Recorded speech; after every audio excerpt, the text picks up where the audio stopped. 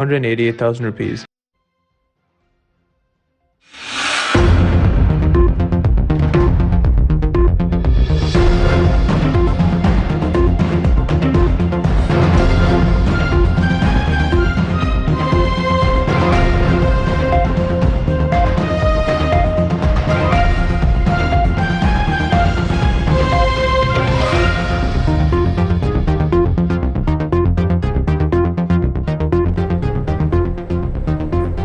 Good evening and welcome to Primetime News, coming to you live and direct from the Newsfirst studios here in Colombo.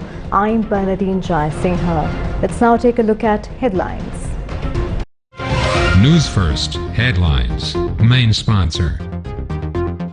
Valuable Finance, best finance company.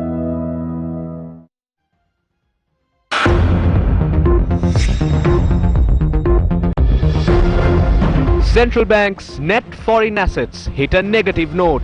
Maha cultivating season commences tomorrow. Ampara to receive first stock of organic fertilizer. Government to compensate state workers infected by COVID-19. Approval granted for mobile users to change service providers with the same number. Teachers set a deadline until the 21st of this month to increase salaries.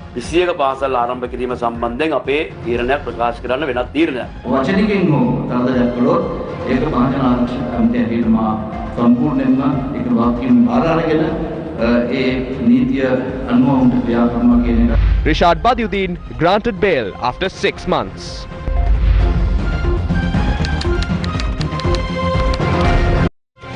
Newsfirst headlines. Main sponsor. Valuable Finance, best finance company.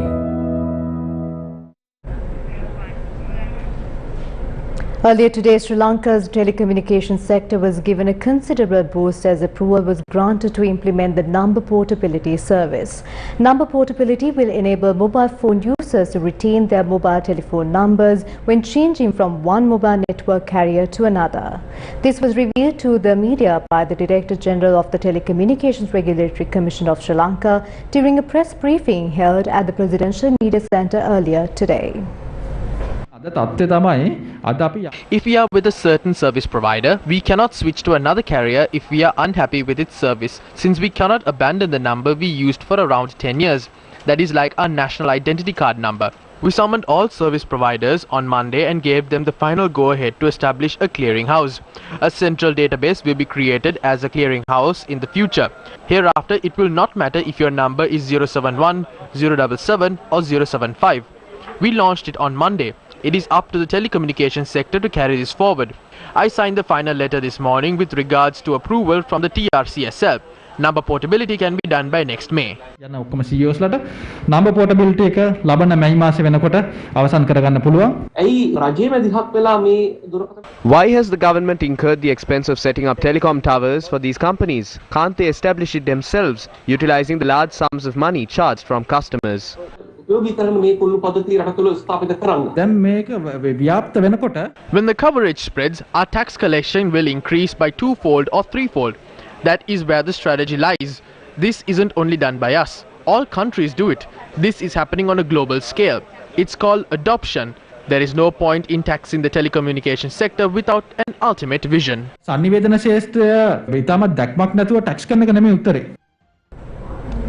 Central bank data reveals that the net foreign assets position of the central bank turned negative in August this year. As at the end of August this year, the central bank reported a deficit of 83.9 billion rupees in its net foreign asset position, which is equivalent to approximately $400 million. The net foreign asset position of the central bank has been on the declining trend for the past several months. The foreign assets deficit reported at the end of August is a significant drop compared to the year opening surplus of $2.1 billion.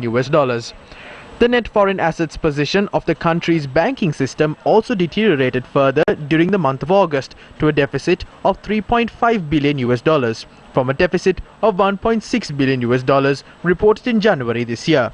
This matter was raised during the central bank's press briefing held today. The bank reported a negative 83.9 billion net foreign asset position in August. Is this the first time that has happened, and why did it turn negative? No, we checked, and there is about 15 years in our recent history since liberalization, where the net foreign assets have been in negative positions at different times.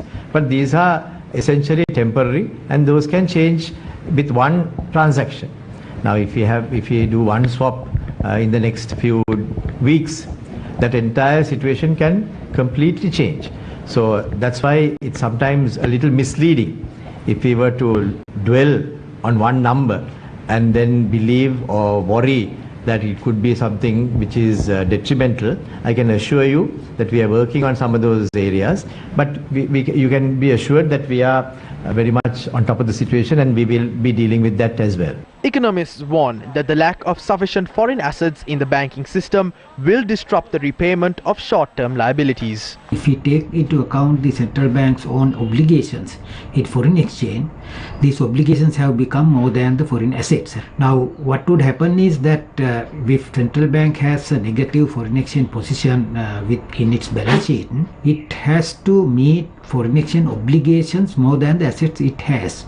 And these obligations are in the form of the repayment of loans to the International Monetary Fund. Central bank has entered into different kind of soft facilities with other countries. Various other institutions are maintaining accounts with the central bank, and these have to be paid in foreign exchange by the central bank. Central bank now doesn't have enough foreign exchange to meet the essential foreign exchange requirements of the country. So therefore it has become a very critical situation today. The case filed over the charges of misusing public funds when purchasing a 16-acre plot of land in Malwana, constructing a mansion, a swimming pool and a functioning animal farm was taken up today before High Court Judge Nima Ranavira. The case has been filed by the Attorney General under the Money Laundering Act against Finance Minister Basil Rajapaksa and businessman Thirukumar Nadeshan on 3 indictments. Chartered architect Mudita Upali Jayakodi was cross-examined today, and he acknowledged that the statements he provided to the police Financial Crimes Division were false. He further stated that a team of officers of the Financial Crimes Division inspected his house and office, where they obtained his signature on several documents. The witness surmises that the signatures on the so-called case documents could or could not have been his. The case was postponed to the 1st of November. Colombo High Court Judge Mohammad Irshadeen ordered today to commence hearing the case against Minister Vimal Weerawansa on the 2nd of February next year. A case has been filed against the minister on charges of embezzling cash and property worth more than 75 million rupees while serving as a minister for a period of 5 years. The Commission to Investigate Bribery or Corruption had filed the case alleging that between the 1st of January 2010 and 31st of December 2014, the minister had committed offences under the Bribery Act by owning more than 75 million rupees in cash and property which could not have been earned through his salary and income. The Maha season begins tomorrow. The Minister of Agriculture says stocks of fertilizer were dispatched to the Ampara district today as a first step of resolving the fertilizer shortage faced by farmers. A stock of 30,000 metric tons of organic fertilizer required for the Maha season from Lithuania arrived at the Colombo port yesterday. This stock of fertilizer was set to be dispatched to the agrarian development centres of the Ampara, Batiklo, Anuradhapura, Polonnaruwa, Kurunegala, Putlam, Trincomalee and Hambantota districts last night itself. According to our correspondents, a portion of the organic fertilizer stock had reached the Lakpohora storage facility in Ampara at around 2:30 this afternoon. Our correspondent reported that 60 metric tons of potassium chloride organic fertilizer and 45 metric tons of organic fertilizer had reached the Lakpohora facility in Ampara.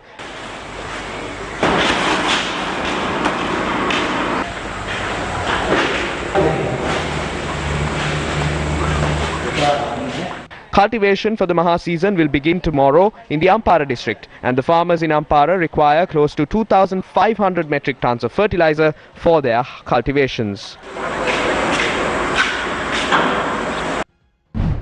The Sri Lanka National Farmers Organisation represents 11,000 farmers associations. It says farmers will cultivate using organic fertilizer during the Maha cultivating season if 4 conditions are met. The conditions were presented during a meeting with the Agriculture Minister. They are: number 1, organic fertilizer must be distributed on time to agrarian services centres. Number 2, the government must bear responsibility for the fertilizer. Number 3, the government must accept responsibility and compensate farmers if their harvest reduce after applying organic fertilizer.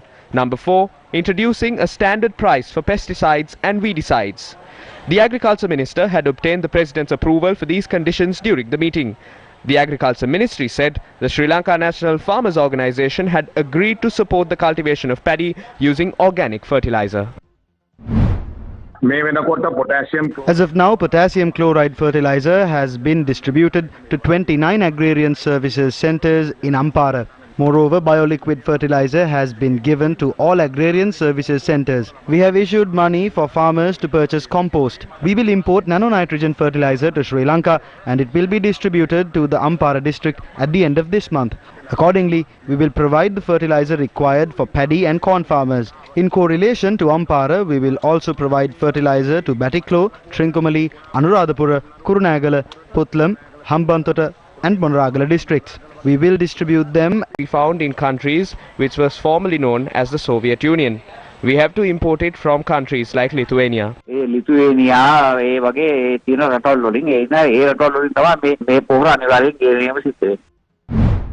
The President took a brave decision with the people's health and our future generation in mind. It is a challenge and we will overcome this challenge. At the same time, we won't allow the farmers to be discriminated. The President has advised the Minister of Agriculture to pay compensation to the farmers. We have already imported fertilizer that is of the highest quality globally. We need to make arrangements to manufacture these fertilizers locally in the future and achieve a state of self-sufficiency. These are challenging times. Therefore, we are saying to the farming community, yes, we know this is hard. We know you are afraid. We feel the same because we associate the farming communities in these areas. We come from a farming background and we will provide a sustainable solution for this.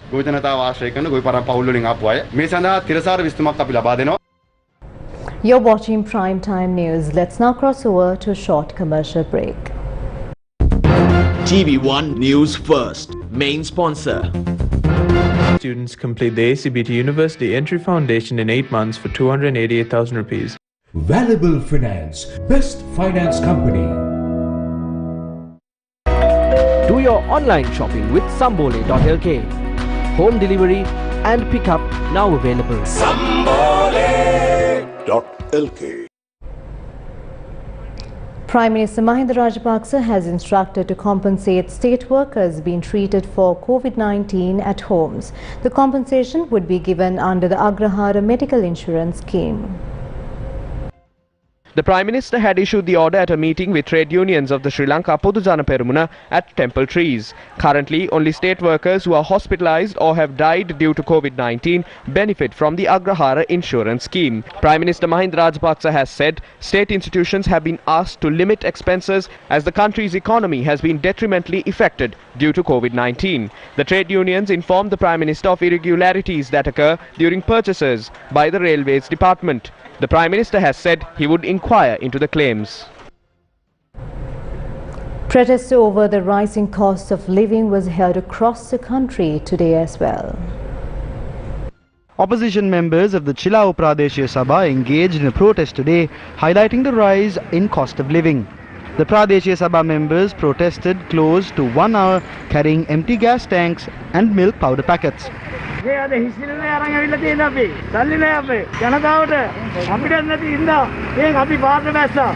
Thereafter, the group attended the monthly general meeting of the Pradeshya Sabha, wearing black bands as a sign of protest.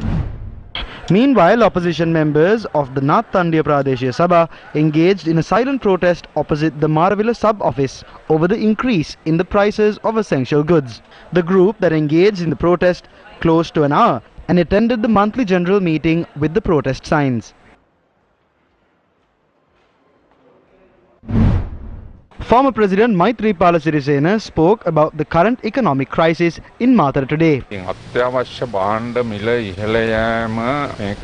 The price hike in essential goods and services did not take place overnight.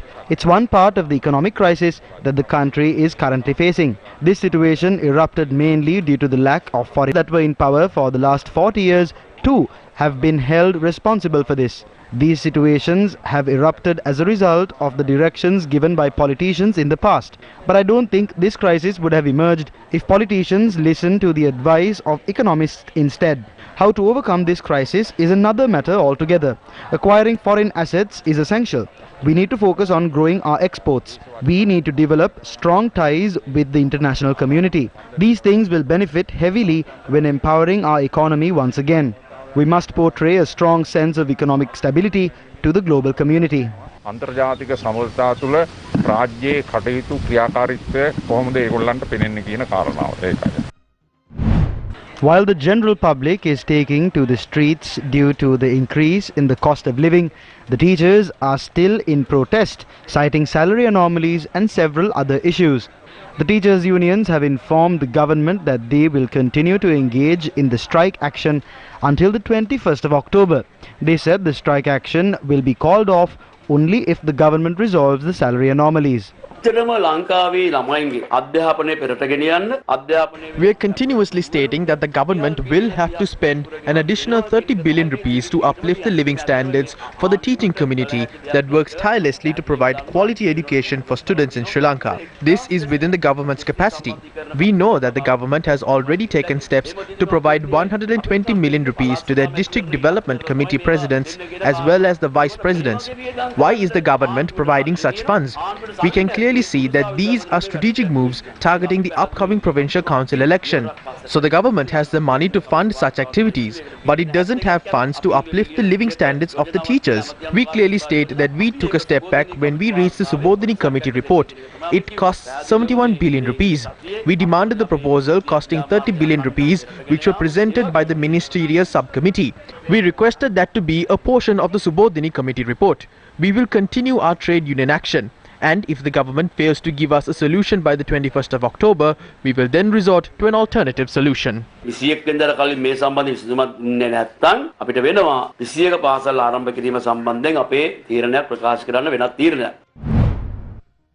of Public Security Sarath Weerasekara has warned of strict action against those who obstruct teachers who are willing to carry out their duties.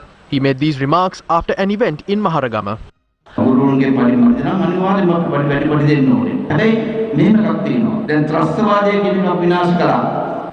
If the salaries of teachers are low, we must increase it, but we must also keep this in mind. We eliminated terrorism. We can't justify terrorism even if there are fair or unfair reasons. That's because innocent people are affected. Similarly, we can't justify the strike by teachers if their demands are reasonable or not. Please report to work from the 21st and educate children. Many teachers have said they are being pressurized. Strict action will be taken for threatening teachers who come to work. As the Public Security Minister, I wish to say I will take action if they are threatened even with a single word.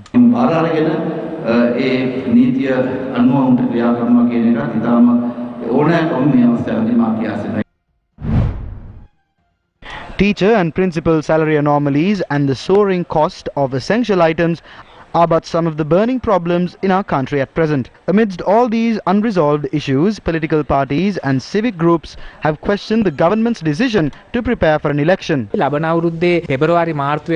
They are planning to conduct the election by next February or March. The government is preparing for an election.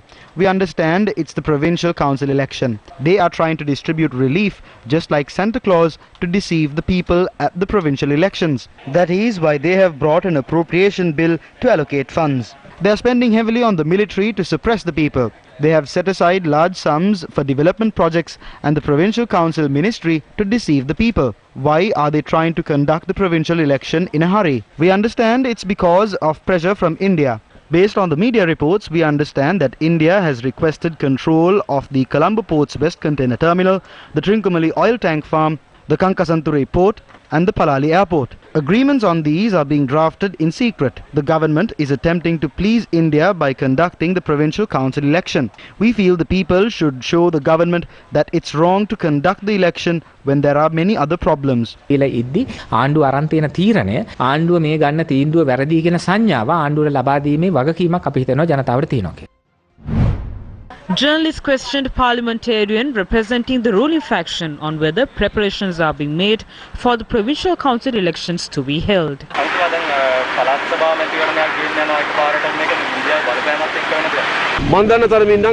As far as I know, India hasn't exerted pressure to conduct the provincial council elections.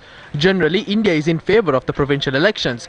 I don't know whether they have exerted pressure, but it would be better to consider whether it is wise to make a decision like that. ගැනීම කොච්චර ප්‍රඥාවන්තද කියලා කල්පනා කරනවා නම් හොඳයි. කොච්චර ප්‍රඥාවන්තද කියලා කල්පනා කරලා බලනවා නම් හොඳයි. රටේ මෙවැනි අර්බුදයක් තියෙනකොට මේ පළස්තම මැතිවරණයකට මුදල් වෙන් කිරීම සාධාරණ එක වෙනවද? ඒ වසංගත තත්ත්වය තාම The pandemic hasn't been eradicated. We don't know how it would emerge in the future. Therefore, these things must be considered. It is important to allocate money to provide relief to the people when there is an economic crisis in the country. ඒ වෙනුවෙන් ප්‍රමුඛත්වය දීලා කටයුතු කිරීම වැදගත් වෙන ඒවට වඩා. තියෙන රටේ ප්‍රශ්නත් එක්ක ඔබතුමාට හිතෙන්නේ නැද්ද ඡන්දයක් තියෙන එක අපරාධයක් කියලා මෙච්චර විශාල මුදලක් වැය කරමින් ජනතාව ගමේ ජනතාව බොහොම අමාරුවෙන් ඉන්නේ. ඒගොල්ලෝ ඔබතුමාලට බයින තත්ත්වයක් තියෙන්නේ. ඔබතුමාට මොකද හිතෙන්නේ මේ? මම හිතන්නේ ඉන්දියා බලපෑම. No, I feel India's pressure has been there always. It's not new. India has always diplomatically asked us to implement the 13th Amendment. The President has told their Foreign Secretary that we don't accept it completely and ultimately what we want is what should be done.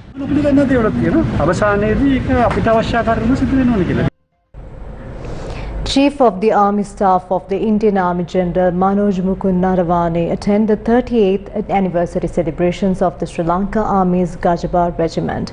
The event took place at the Gajabar Regiment premises in Salyapura today.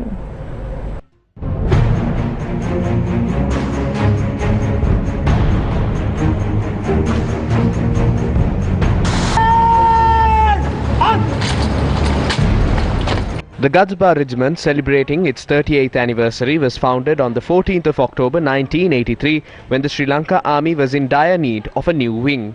India's Army Chief General Manoj Mukund Naravan, who is on an official visit to Sri Lanka, attended the event as the chief guest. India's Army Chief was welcomed with a guard of honour and a parade by the Sri Lanka Army.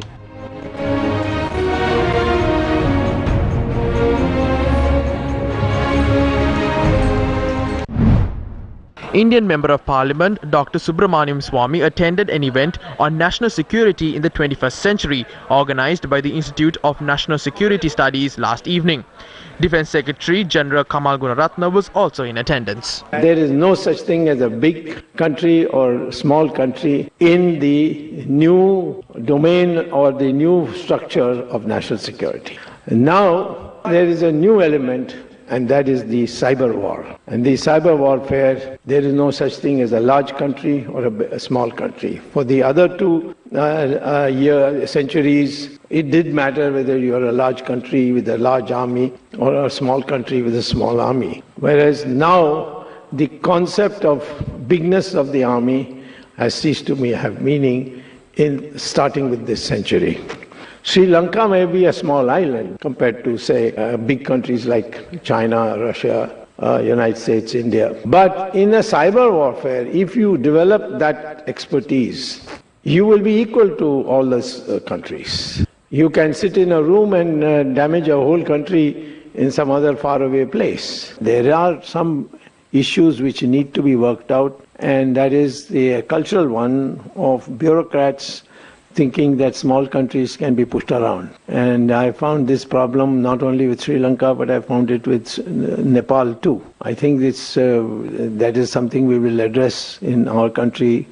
And I think we have now a mounting problem with the Chinese. It's very near war, and there could be a war. The probability is much higher than a war in Taiwan. In that, a lot of new changes will come. But at the moment, I will say that Sri Lanka has got a raw deal from India since your new government came, and it is being sought to be corrected now. I hope the correction takes it to its full limit. Meanwhile, a special operation conducted by the Navy in the seas east of Point Pedro and Vetrilaikerni on the 13th of October 2021 led to the seizure of 2 Indian fishing vessels poaching in Sri Lankan waters, with 23 Indian fishermen aboard.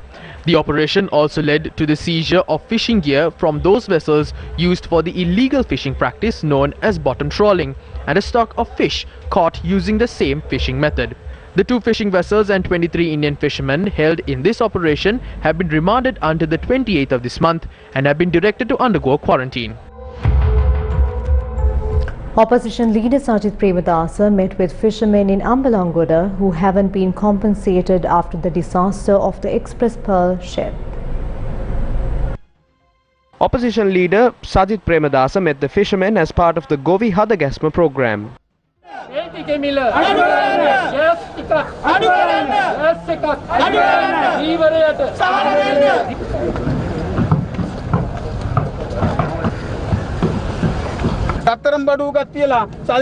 I brought a boat by pawning off our jewelry to earn a living amidst difficulties. We don't have faith on our leaders.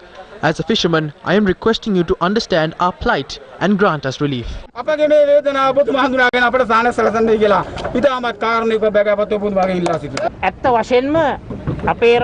The fishing industry must be revamped. Freezers must be given for multi-day trawlers. The catch must be kept clean. Fishermen have been affected by problems on oil and gas. They don't earn like they used to. Fishermen have been left helpless. Our marine resources faced a catastrophe due to the Express Pearl vessel. Where is the compensation that was promised to fishermen? There is no compensation, but the government is compensating a few companies. The rights of fishermen have been sold for dollars.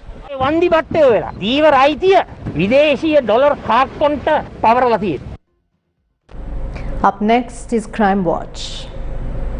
Crime Watch. How did a conversation concerning the sale of a hotel end up in a murder? What is the mystery behind this? The Habaradua police launched investigations into a shooting carried out on a 43-year-old father of 3 at the Unawatuna Heenatikala Road in Galle this afternoon. The deceased is said to have been a moneylender. According to the police, 2 suspects that had arrived on a motorbike had opened fire at the victim. Further investigations are currently underway. Crime Watch. Former Minister Badudeen was released on bail today after more than 6 months in remand custody. He was arrested over the April 21st attacks. Fort Magistrate Priyantha Liyanage set 2 surety bails of 5 million rupees each to release former Minister Badudeen. The court ordered him to appear at the Criminal Investigations Department once in 2 weeks. The former minister was also handed a foreign travel ban.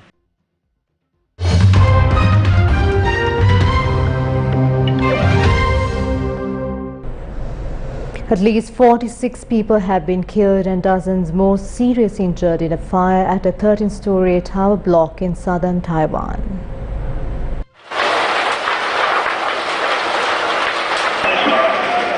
A residential and a commercial building in southern Taiwan caught fire earlier today.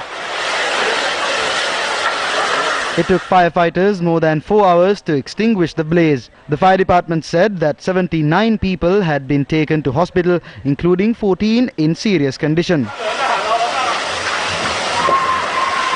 The cause of the fire is unclear and investigators are at the scene. Officials earlier warned that people may have been trapped in the residential part of the building between the 7th and the 11th floors.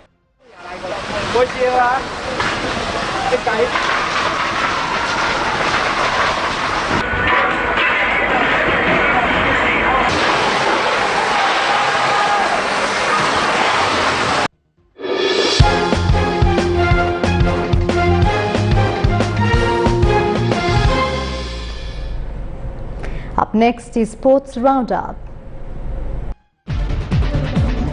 Sri Lanka won its final warm-up game played against Papua New Guinea by 39 runs today in the lead-up to the upcoming ICC T20 Cricket World Cup. Batting first in the game played at the Tolerance Oval in Abu Dhabi, Sri Lanka posted a total of 162 runs for 5 wickets in 20 overs. Pathum Nissanka top scored with 73 runs, while in-form batsman Avishka Fernando recorded yet another half-century with 61 runs. Chasing a target of 163 runs for victory, Papua New Guinea were restricted to 123 runs for 7 wickets in their full allotment. Kolkata Knight Riders qualified for the final of this year's Indian Premier League with a 3-wicket victory over the Delhi Capitals last night. Batting first in the second playoff played in Sharjah last night, Delhi Capitals recorded 135 runs for 5 wickets. In reply, the Kolkata Knight Riders reached the total with 1 ball to spare for the loss of 7 wickets. Following this victory, Kolkata Knight Riders qualified to take on the Chennai Super Kings in the final of this year's IPL, scheduled to be held in Dubai tomorrow.